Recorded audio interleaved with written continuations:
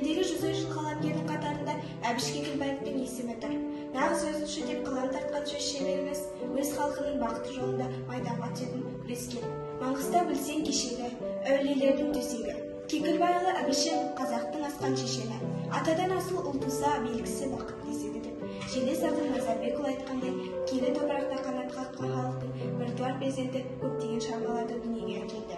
Бізге Әбіш атамыздың әр шығармасындағы, әр абзацын, әр сөйлемдерін ақыл сөздермен жеткізу қабілеті ұнайды. Сол себепті біз қыз тәрбиесі жөніндегі мақал-мәтелдер мен нақыл сөздерді байланыстыра зерттеуіміз келді. Сол себепті тақырыпты Әбіш Кекілбаевтың бәсеке хикаятындағы қыз тәрбиесі деп алғымыз келді. Әбіш Кекілбаев шығармашылығындағы ұлттық әдет-ғұрыптардың кең көрініс тауып қазақта тартымды суреттелген хикаясының бірі бәсеке повесі. Бәсеке хикаяты қазақ халқының бір кездері кең етек кейін ұмтыла жазып дәстүрге енген қазақ отбасындағы қыз тәрбиесі, қызы бар үйге құда түсу, қыз айттыра бару дәстүрін қазақта тартымды бейнелеген. Жазушы өз шығармасында қыз айттыра келген құдаларды күтіп алу салтынан бастап ертедегі ел ақсүйектерінің қызды қалай тәрбиелеп өсіргенінен қалай ұзатқанына дейін керемет әңгімелеп шыққан. Қазақ отбасының маңызды қызметтерінің бірі тәрбие. Ата-ананың міндеті жас ұрпаққа аға ұрпақтың әдет-ғұрпын, адамшылық, адамгершілік сыйлау қасиеттерін сіңіру.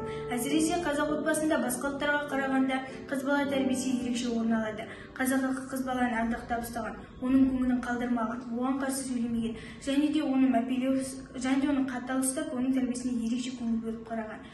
Әр ата-ана өзінің болашақ қалыңдығын ертеден іздейді. Анасын көріп қызын ал деген қағиданы ұстанады. Яғни болашақ құдасын орынды жерден, жақсы кісілерден, аталық аймақтардан қарайды. Тұқымында ауыру бар отбасының қыздарына сөз салмайды. Лайықты деген адамдардың ауылына әдейі барып балаларының болашақ туралы әңгіме қозғайды. Және де өздерінің құда болу ниетін білдіреді. Бұны қыз айттыру дейді. Қызды қырық үйден тый деген қайда? Үйде қонақ отырғанда үстіне неге кіреді? Аға жеңгесінің отауына бара тұрса болмас па? Ана жеңгесі жазыл қайда жүр? Апырау, адам өзінен туған бала түгілі есігінің алдындағы итке де жөнеліп үйретеді ғой. Осы жолдар арқылы жазушы кемеңгер қыз баланың жақсы болып өсуіне жеңгесінің орны ерекше екенін айта кеткен. Бұл бәсеке хикаятындағы 27-ші беттен алынған үзінді. Бәсеке хикаятындағы 124-ші беттегі үзінді. Маржан ұстаған ыдыстың сыңсасынғаны бар шығар. Бірақ оған біткен малмен баста шығын жоқ. Бұрындары ырғалып жұрттың соңында қалатын олар маржан келгелі бері елдің алдында жүретін болған. Ұстаса үй сәнді, пісірсе ас тәтті, маржандай әйел кемде-кем. Ана міндетті түрде өзінің қызына, өзінің қолынан келетін ісін, дастарханның мәзірін, қонақ күтуді үйретуге тиісті. Бәсеке хикаятындағы 123-ші беттегі үзінді. Можанның қайненесі бақырда, ұлды көп тапқан кісі еді. Қашан барсаң да бұзаушылық жасап жүрген балдар жүретін. Қашан барсаң да түбегі қаңсып, жүрегі сасып отыратын. Асылы әйел алсаң анасына қара, жолдас ертең әкесіне қара деп байырғы шалдар қымыз ішіп, қызара бөртіп емес, бастарына бірдеңе тигенін айтқан болды ғой. Әй әруағынан айналайын ата баба.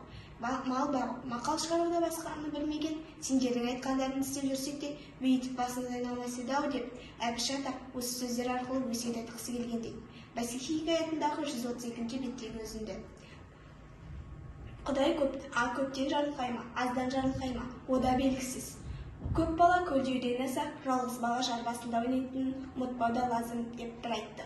Қонақ құды Құранын оқытқандай әр сөзін бір ай созды. Ол ұрпақ қыз өрістеген. Қыз балаңыз ешқашанда жан қыз баласын жалқы қылмас. Қазақ ұғымында қыз жат жұрттық деген сөз бар.